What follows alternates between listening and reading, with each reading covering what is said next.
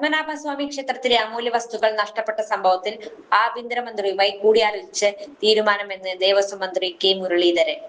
ഏത് അന്വേഷണത്തോടും എതിർപ്പില്ലെന്ന് കൊട്ടാരം അറിയിച്ചു.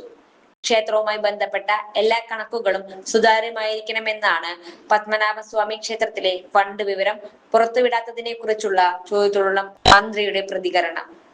ആ കണക്കുകൾ ക്ഷേത്രം പുറത്തുവിട്ടില്ലെങ്കിലും ഞങ്ങൾ പുറത്തുവിടുമെന്ന് മന്ത്രി കൂട്ടിച്ചേർത്തു.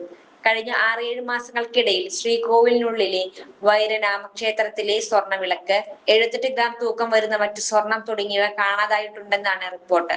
ഈ മോഷണത്തിന് കവടിയാർ കൊട്ടാരത്തിലെ മോഷണവുമായി പങ്കുണ്ടോ എന്നും അന്വേഷിക്കുന്നുണ്ട്. 2 മോഷണങ്ങളും നടന്നിരിക്കുന്നത് ഒരേ കാലയളവിലാണ്.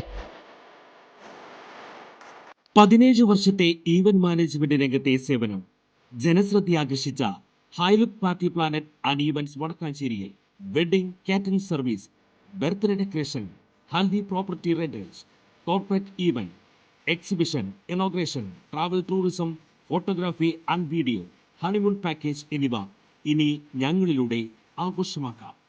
ഹൈലുക്ക് Party Planet and Events, Josons ബിഡേ, near Saint Francis church, Vadakkanchery, Thrissur.